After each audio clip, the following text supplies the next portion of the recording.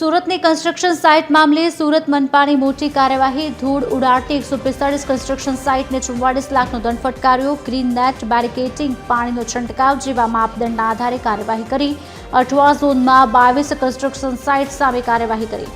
વરાછાની 26 સાઇટને સૌથી વધુ 8.45 લાખનો દંડ ફટકારાયો. કન્સ્ટ્રક્શન સાઇટ દ્વારા ધૂળ ઉડાડતા પગલાં ભરાયા.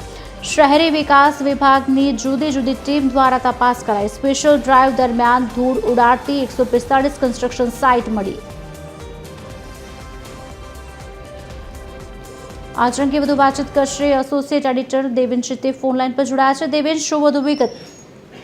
જે રીતે સુરત શહેરની અંદર છેલ્લા કેટલાક દિવસોથી એર ક્વોલિટી ઇન્ડેક્સની અંદર જે પ્રકારે 200 કરતા ઉપર આંક જઈ રહ્યો છે તે ખરેખર ખૂબ જ ચિંતાનો વિષય હતો. કારણ કે હવા પ્રદૂષણનું જે ને લઈને પ્રમાણ વધી રહ્યું હતું તેના કેટલાક કારણો હતા તેને તપાસવામાં આવી રહ્યા હતા, જેને ધ્યાનમાં રાખીને સુરત મહાનગરપાલિકાના શહેરી વિભાગ દ્વારા ખૂબ મોટી કાર્યવાહી કરવામાં આવી છે. કારણ કે જે કન્સ્ટ્રક્શન સાઇટ છે તેના નિર્માણ વખતે જે પ્રકારનું ધૂળની ડમરીઓ અને કોન્ક્રીટની રજકણો ઉડતી હોય છે તેને કારણે હવા જે છે તે ખૂબ જ પ્રદૂષિત થતી હોય છે.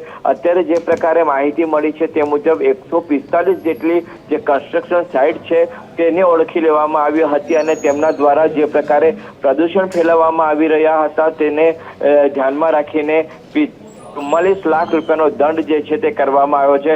ખાસ કરીને કન્સ્ટ્રક્શન સાઇટ ઉપર જે કેટલાક નિયમો છે કે દરેક કન્સ્ટ્રક્શન સાઇટ ઉપર ગ્રીન નેટ, બેરિકેટિંગ, પાણીનો છંટકાવ વગેરે યોગ્ય પ્રમાણમાં કરવામાં આવે. એટલે ગ્રીન નેટને કારણે શું થાય છે કે જે કન્સ્ટ્રક્શન સાઇટ છે તેને જે કચરો છે છે તે અન્ય વાતાવરણમાં મિશ્રિત ન થાય તેના માટે રાખવામાં આવતી હોય છે. પરંતુ મોટા ભાગના એવા કન્સ્ટ્રક્શન મોટી હાઈરાઇઝ બિલ્ડિંગોમાં જોવા મળી કે ત્યાં આગળ ગ્રીન નેટ તેમજ અન્ય એવા કોઈ પણ પ્રદૂષણને નિયંત્રણ લાવી શકે તેવા સાધનો ત્યાં દેખાયા ન હતા અને તેને ધ્યાનમાં લઈને શહેરી વિકાસ વિભાગ જે છે તેમના દ્વારા કાર્યવાહી કરવામાં આવી છે. વરાછાની અંદર પણ ખૂબ જ ડેવલપમેન્ટ આખો આ વિસ્તાર છે અને ત્યાં આગળ પણ ખૂબ મોટા પ્રમાણમાં હાઈરાઇઝ બિલ્ડિંગો બની રહી છે અને તેને કારણે અંદાજે 26 જેટલી જે સાઇટો છે કે તેનાથી ધૂળનું ડમરીઓ ઉડતી હતી અને તેના કારણે હવા પ્રદૂષણ પણ થતું હતું. એટલે ત્યાં પણ ખૂબ મોટી કાર્યવાહી કરવામાં આવી રહી છે. શહેરી વિકાસ વિભાગના જે અધિકારીઓ છે તેમના કહેવા મુજબ આ જે ડ્રાઈવ છે તે